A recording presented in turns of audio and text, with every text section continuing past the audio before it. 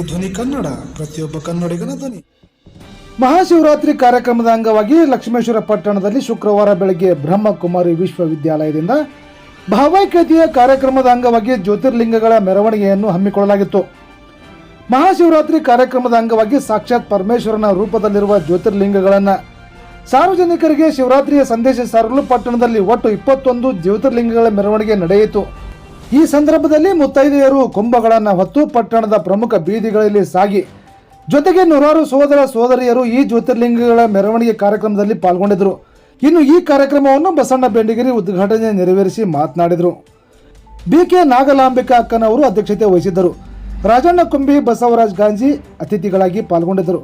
ಬಣಕಾರ್ ಗುರುಗಳು ಶೈಲಾ ಆದಿ, BS Sangappa Shettar, SY Navalgund ಮುಂತಾದವರು ಉಪಸ್ಥಿತರಿದ್ದರು.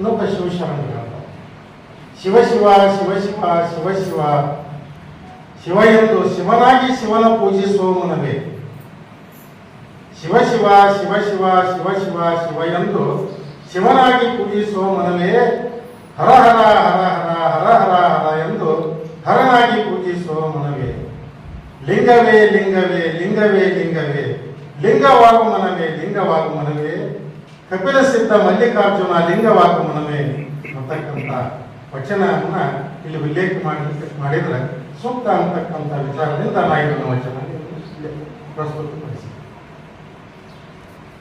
ನಮ್ಮ ಪೂಜೆ ಹೆಂಗಿರ್ಬೇಕು,